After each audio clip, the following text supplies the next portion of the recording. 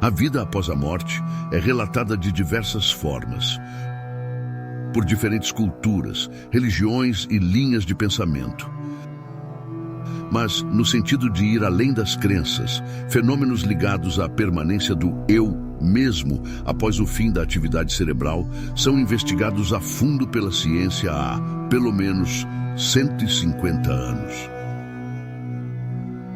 Os resultados de algumas pesquisas, apesar de sugestivos, apontam que sim, a consciência vai além da morte do cérebro.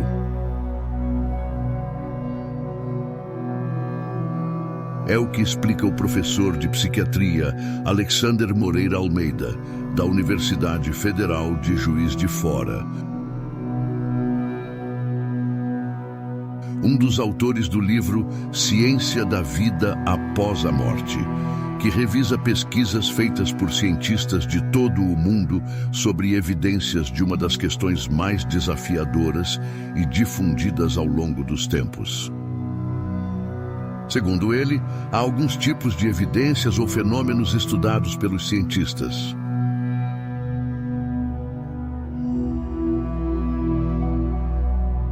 Experiência de quase morte.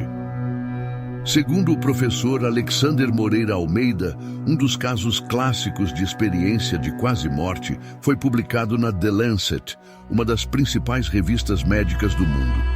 No artigo, um cardiologista holandês relata um estudo que fez ao seguir pacientes que tiveram parada cardíaca.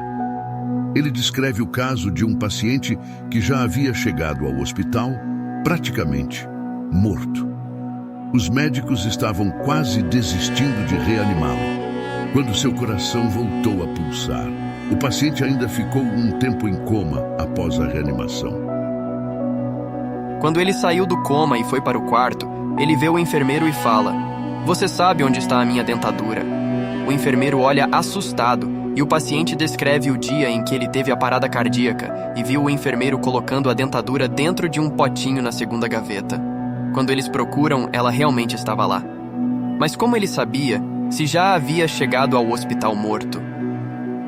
Alexander explica que, nesse caso, há a possibilidade do paciente ter fantasiado, mas que isso é pouco provável, dada a riqueza de detalhes narrada por ele. Ainda, segundo o psiquiatra, outra possibilidade é de que a própria consciência pode continuar existindo, mesmo se o cérebro não estiver mais funcionando.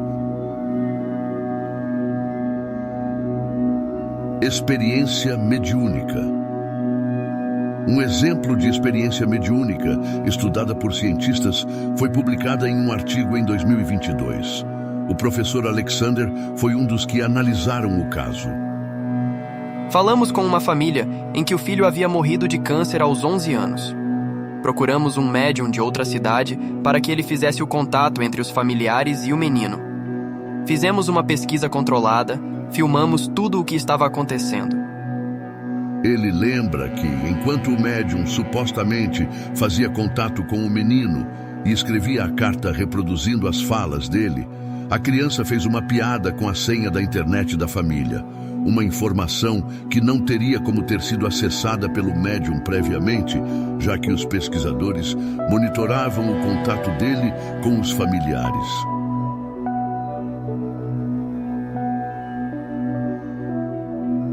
Memórias de vidas passadas.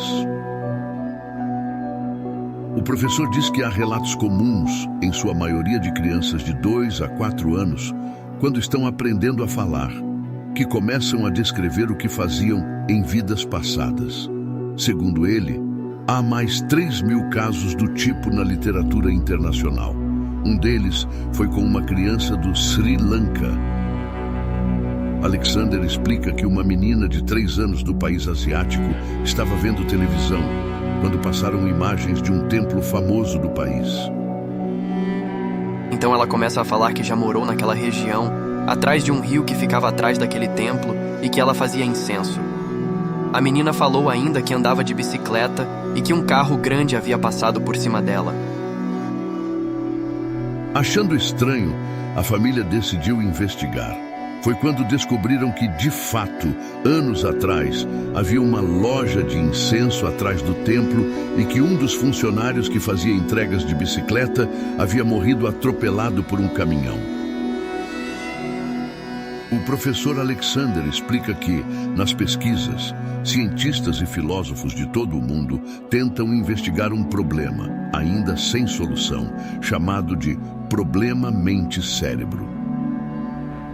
Nele, a grande questão é se o cérebro produz a mente e quando o cérebro morre, a mente acaba, ou se o cérebro seria apenas um instrumento para a manifestação da mente. Para exemplificar, Alexander cita as chamadas de vídeo, feitas pelo computador ou pelo celular. Você está me vendo pela tela, mas eu não estou dentro do computador ou do celular. Se você estragar a tela, você não vai me ver, mas você não está me destruindo. É mais ou menos essa a ideia do cérebro e da mente. É como se o cérebro fosse apenas um instrumento utilizado pela mente e não, essencialmente, onde está alojado a mente. Portanto, mesmo que o cérebro morra, a mente não morreria, pois ela está instalada em outro lugar. No espírito, por exemplo. O professor explica que a ciência ainda não consegue afirmar que o cérebro produz a mente. Essa questão ainda está em aberto. E aí, qual a sua opinião sobre esse assunto? Muito obrigado por assistir. Até mais.